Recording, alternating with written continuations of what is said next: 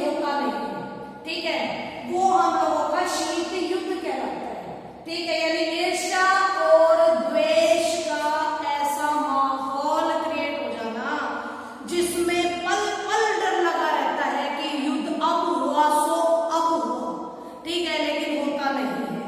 हालात बेहद खराब रहते हैं, पल पल के लिए व्यक्ति की सांस अटकी हुई है कि अभी युद्ध हो जाएगा, लेकिन युद्ध एक्चुअल में होता नहीं है, ठीक है। तनाव की स्थिति इतनी बुरी तरीके से बन जाना कि हालात बिल्कुल ये कि अभी शुरू हो जाएगा युद्ध, लेकिन युद्ध होता नहीं। इसको हम लोगों ने ठंडा युद्ध यानी इसकी तासीर ठंडी रही है, इसलिए हमने इसको शीत युद्ध कहा है।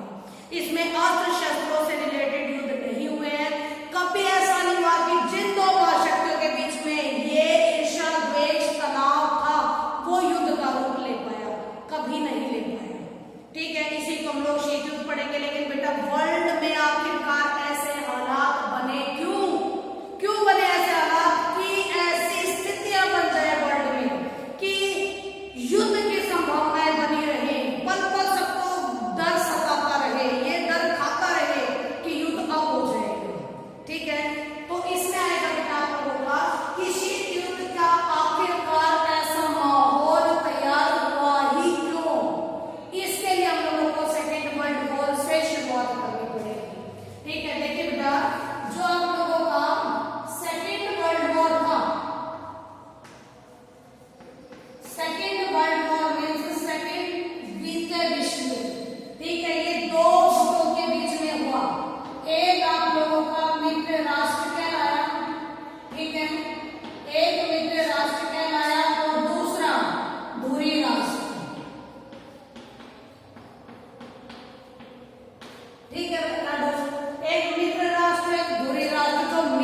जो मेन प्रॉब्लम थी कि कहां से शुरुआत होगी वो यहाँ की बेटा कि आप लोगों के मित्र राष्ट्र में एक आप लोगों का फ्रांस था, फ्रांस, ब्रिटेन जिसे इंग्लैंड भी कहते हैं, ये तीन देशों का समूह है ब्रिटेन, ठीक है, उत्तरी आयरलैंड है, स्कॉटलैंड है, इंग्लैंड है, तीनों का समूह ग्रेट ब्रिटेन कहलाता है, ठीक है।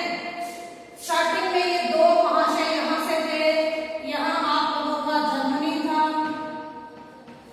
नेक्स्ट जापान कह दो, इससे नेक्स्ट आप लोगों को इटली बोल दो, ठीक है बेटा। यानी मेन इस वक्त यहाँ ये मेन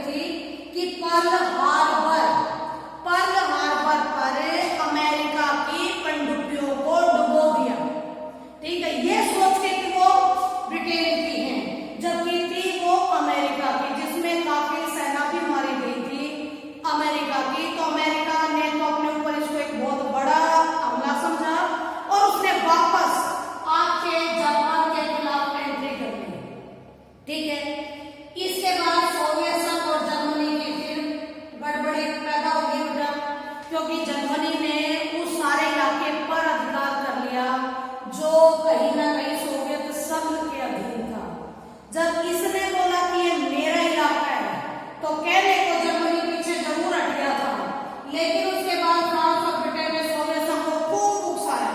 तू ऐसा है, तू इतना ताकतवर रहा, वो जर्मनी तेरी जमीन पर अधिकार करके चला गया। तो यानी बंदा अगर लड़ाई ना भी करना चाहे ना, तो इन दोनों ने मिलकर इतना उकसा दिया कि ये सेकेंड वर्ल्ड वॉर में शामिल हो गया।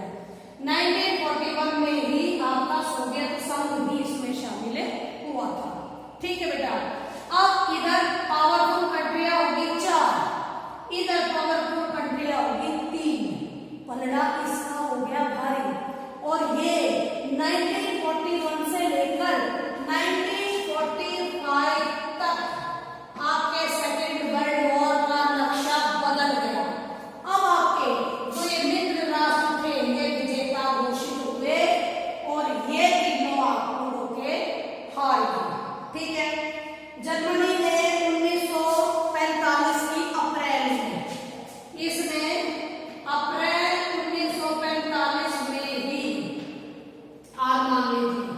जो हमारे हिटलर भाई साहब थे, अपने सारे मंत्रियों के साथ, अपने सारे परिवार वालों के साथ मिलकर उन्होंने डायरेक्ट लोटके यानी कि फांसी खा ली थी। ठीक है, और जब वो ही मर गया तो जर्मनी की पावर तो वैसे ही खत्म होगी, सेना तो वैसे ही लड़ खड़ा की। क्यों? क्योंकि हेड ने ही आत्महत्या कर ली तो सेना कब तक खड़ी रहेगी। ठीक है बेटा, इसके बाद जापान है। जापान के साथ तो बहुत बुरा हुआ है, बहुत बुरा हुआ है।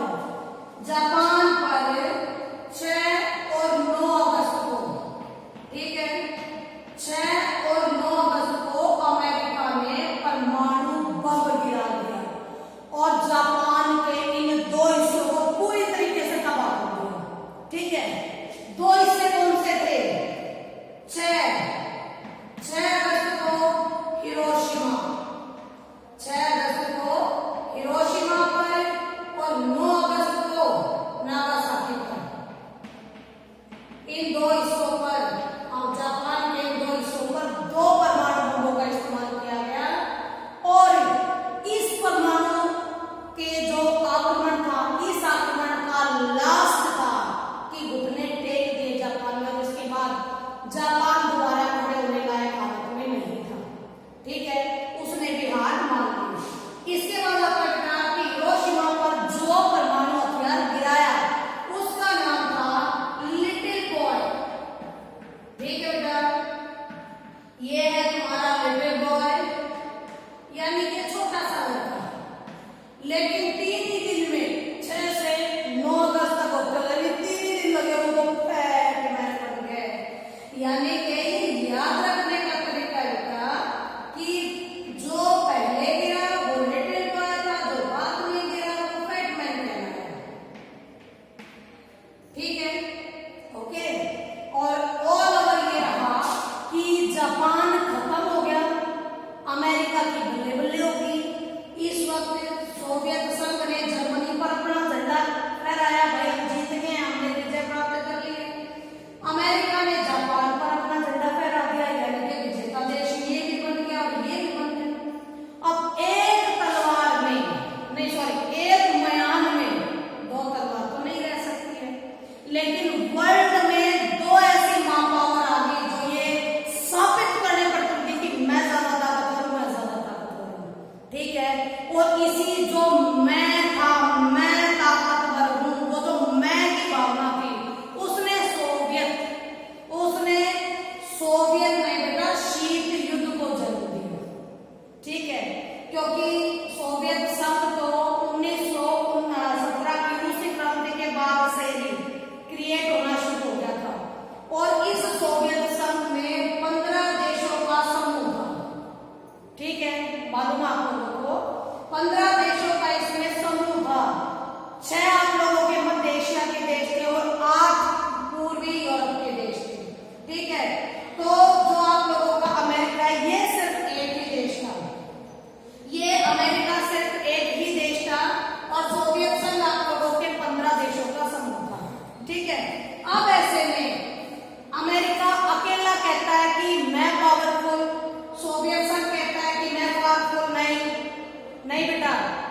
इसको जो सोवियत संघ और अमेरिका है आप लोगों का, ये प्रॉपर तरीके से बहुत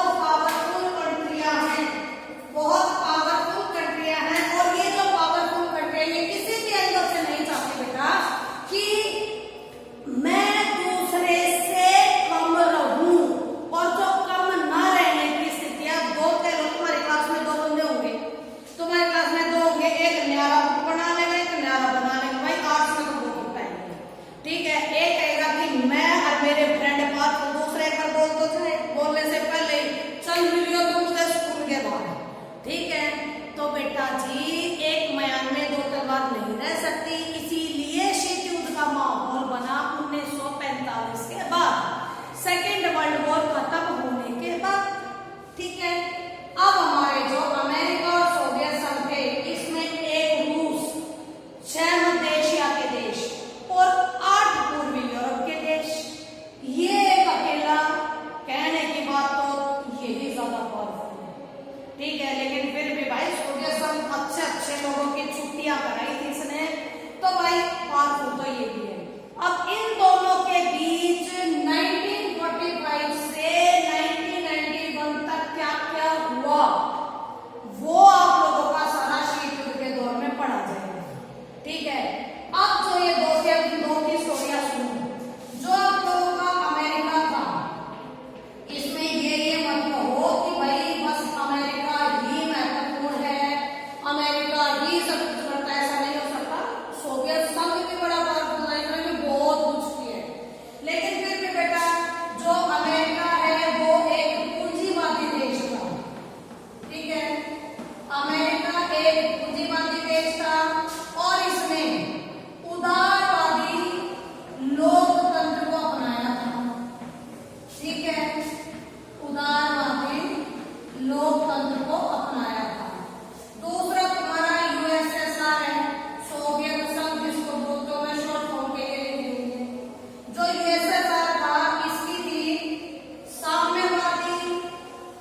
साम्यवादी जो राजनीतिक स्थिति थी, ठीक है, लेकिन समाजवादी इसकी अर्थव्यवस्था थी, ठीक है। अब दोनों में पावर को लेकर तो लड़ाइयां हो ही रही है, पावर को लेकर तो लड़ाइयां हो ही रही है, साथ में विचारधारा को लेकर भी लड़ाइयां हो रही है। ये दोनों की विचारधारा है और दोनों ये कहते हैं कि मेरे विचारधारा तुझसे ज्यादा बेस्ट है, मेरे विचारधारा तेरे ज्यादा बेस्ट है, ठीक है। लेकिन लास्ट रिजल्ट ये निकलेगा बेटा कि अमेरिका की विचारधारा जीत जाएगी 1991 में और यूएसएसआर पूरी तरीके से बिखर जाएगी, ठीक है बेटा। मेरे हिसाब से ये वाला क्वेश्चन आप लोगों को पूरा समझ में आ गया, ठीक है। इसके बाद हम लोगों का नेक्स्ट टॉपिक है बेटा क्यूबा संकट, ठीक है। क्यूबा संकट के लिए मैं थोड़ा सा ये वाला क्वेश्चन इस्तेमाल कर लेती हूँ। चलो आप लोगों का क्यूबा संकट ध्यान देना बेटा, क्यूबा संकट,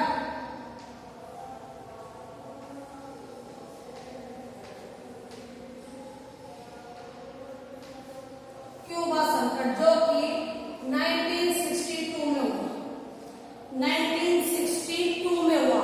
अब देखिएगा, जैसे कि वैसे इमेजिनरी बना बेटा, काल्पनिक तौर पर मेरी ड्राइंग बढ़िया नहीं है, लेकिन तुम्हें समझाने के लिए फिर भी कोशिश करती हूँ।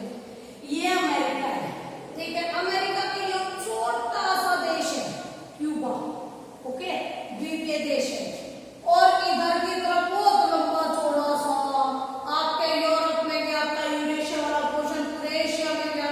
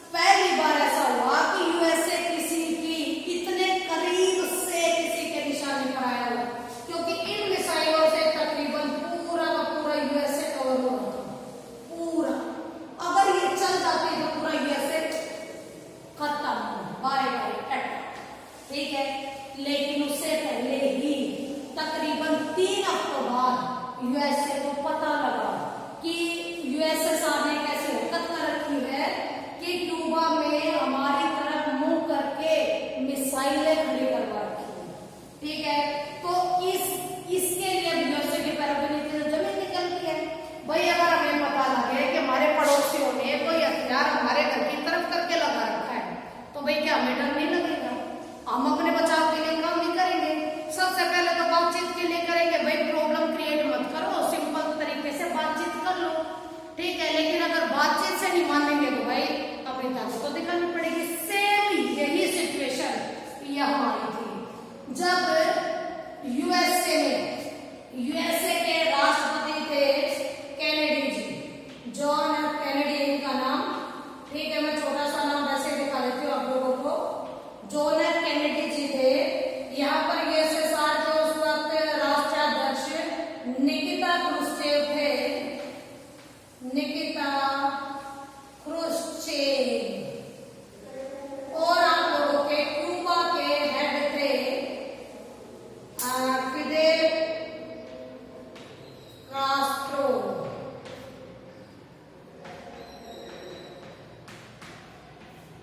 ठीक है बेटा, तो कैनेडी ने निकिता क्रुश्चेव, एक हंसी मजाक दोस्तों, ये निकिता क्रुश्चेव जब भी पढ़ाया जाता ना बच्चे कहते हैं मम्मी लेडी थी ना। भाई ये लेडी नहीं थी, ये जेंट्स थी। ठीक है, ये निकिता जेंट्स थे, जेंट्स का नाम है निकिता क्रुश्चेव। ठीक है, अब जो आप लोगों के जॉन एफ कैनेडी थे, इन्होंने निकिता क्रुश्चेव से बातचीत के लिए आगे से पहल की। निकिता क्रुश्चेव ने कहा ना मैं बात नहीं करूंगा, जो हो रहा है वो ठीक हो रहा है। ठीक है, अब बात करने से मना कर रहे लगातार। इसके बाद जॉन एफ कैनेडी ने एक बार ट्राई किया, 2 बार ट्राई किया, लेकिन निकिता क्रुश्चेव नहीं माना। तो जॉन एफ कैनेडी ने भी कह दिया ठीक है बाबा मत मान, अब देख। इसने क्या किया कि जो यूएसएसआर की तरफ से आने वाले जंगी बेड़े थे, जो यूएसएसआर की तरफ से आने वाले जंगी बेड़े थे, इसने इन्हें महासागर में ही रुकवा दिया। अब आओ क्यूबा तक। अब कर किस तरीके से तो करवाएगा काम। ठीक है, और फिर निकिता क्रुश्चेव प्रेशर में आ गया। अब उसने प्रेशर में आकर इन मिसाइलों को यहां से हटवा दिया। ठीक है, और तब जाकर हालात सामान्य हुए, नहीं तो बहुत बुरे हालात बने थे बेटा। वर्ल्ड में तकरीबन सभी की निगाहें वहीं पर थी कि क्या होगा अब, क्या करेगा अमेरिका, क्या करेगा निकिता क्रुश्चेव। ठीक है, और वाकई में हालात बेहद बुरे बने थे बेटा। इन्हीं बुरे हालातों की वजह से ही कहा जाता है कि वाकई में शीत युद्ध इस हालत में पहुंच गया था कि युद्ध शुरू ही हो गया था।